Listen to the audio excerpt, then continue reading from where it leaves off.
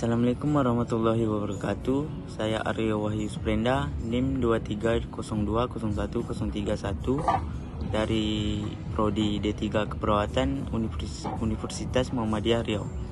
Baiklah, saya akan menjelaskan tentang sistem kardiovaskuler. Merupakan organ sirkulasi darah yang terdiri dari jantung, komponen darah, dan pembuluh darah yang berfungsi memberikan dan mengalirkan suplai oksigen dan nutrisi ke seluruh jaringan tubuh yang diperlukan dalam proses metabolisme tubuh.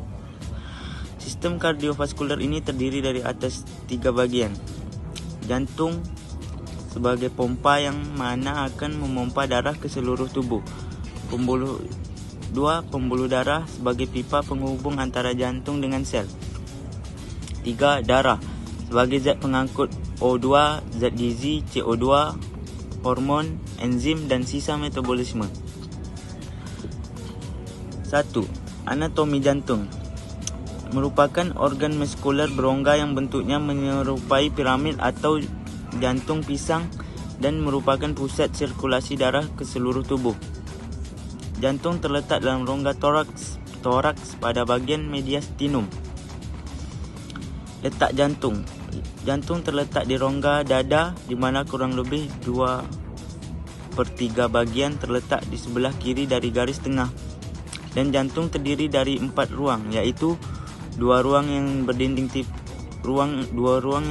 tipis yang disebut atrium, 2 ruang yang berdinding tebal yang disebut ventricle. Otot jantung bersifat lurik sehingga dapat berkontraksi secara ritmis dan otomatis. Otot jantung hanya terdapat pada miokard dan dinding pembuluh darah. Gambaran umumnya berupa serat-serat yang jalannya paralel dengan guratan melintang. Terdapat jaringan ikat halus pada endormisium dan mengandung pembuluh darah kecil serta pembuluh darah getah bening. Jantung terdiri dari 3 bagian. 1. Bagian luar atau perikardium. Bagian ini berfungsi sebagai pelindung jantung atau merupakan kantong pembungkus jantung yang terletak di mediastinum minus dan di belakang korpus sterni dan rawan iga 2-4 yang terdiri dari 2 lapisan fibrosa dan serosa, yaitu lapisan parietal dan visceral. 2. Bagian tengah atau miokardium.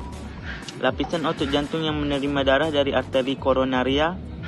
Susunan pada miokardium ini terdiri dari otot atria, otot ventrikuler, dan otot atrioventrikuler.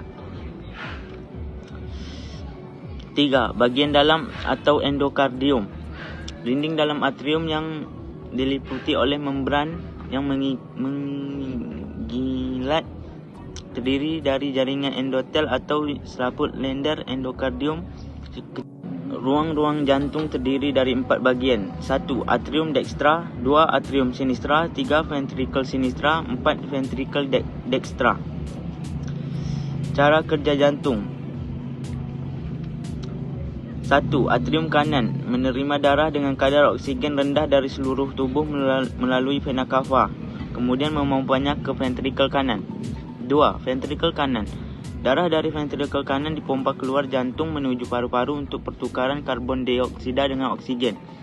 3. Atrium kiri menerima darah yang sudah kaya akan oksigen melalui vena pulmonalis dan selanjutnya dipompa ke ventricle kiri. 4.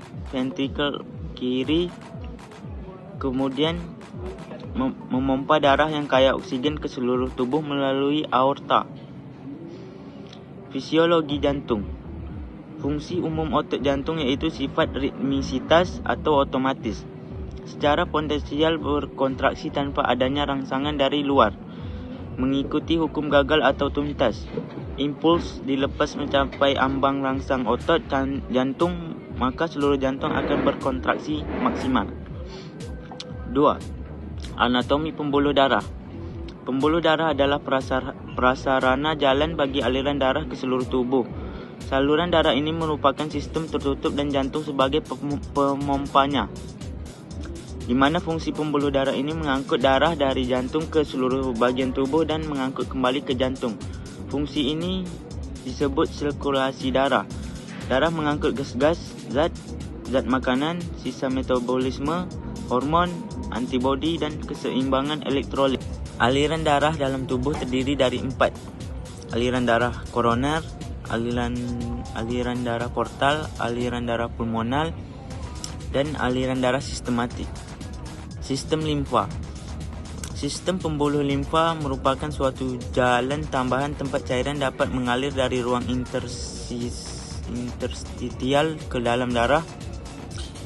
Pembuluh limfa dapat mengangkut protein dan zat partikel besar keluar ruang jaringan yang tidak. Pembuluh limfa ini terdiri dari 4, yaitu ductus lymphaticus dextra, ductus lymphaticus sinistra, nodus lymphatici, dan kapiler limfa. Limfa ini terletak di sebelah kiri abdomen di daerah hipogastrium kiri bawah dan pada iga ke-9, 10, dan 11. Berdekatan dengan fundus abdomen dan permukaannya menyentuh diafragma, di mana parenkim limfa ini terdiri dari pulpa putih dan pulpa merah. Fisiologi vaskular. Sistem vaskular memiliki peranan penting pada fisiologi kardiovaskular karena berhubungan dengan mekanisme pemeliharaan lingkungan internal. Adapun bagian-bagian yang berperan dalam sirkulasi: 1. Arteri mentransfer darah di bawah tekanan tinggi ke jaringan. 2. Arteriola, cabang kecil dari sistem arteri yang berfungsi sebagai kendali ketika darah yang dikeluarkan ke dalam kapiler.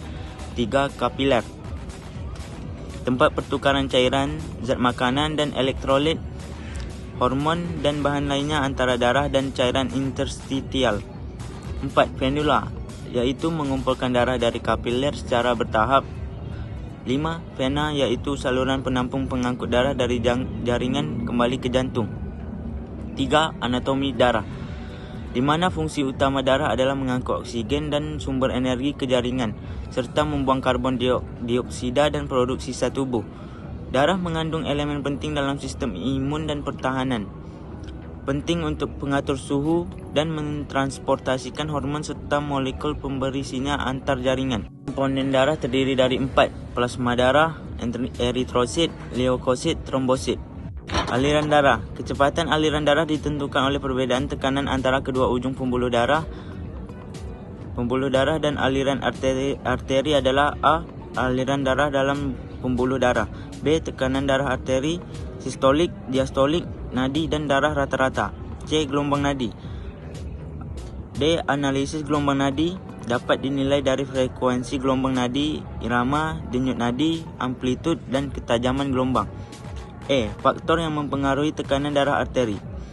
Sedangkan pembuluh dan aliran vena yaitu: A. Tekanan vena biasanya sangat rendah, B. Gelombang denyut vena, perubahan tekanan dan volume, C. Kurva denyut nadi vena jugularis eksterna dengan cara non-invasif, D. Kecepatan aliran darah vena. E. Faktor yang mempengaruhi kecepatan aliran darah vena. F. Pengaruh gravitasi pada tekanan darah vena. Baiklah, sekian dari saya. Terima kasih. Assalamualaikum warahmatullahi wabarakatuh.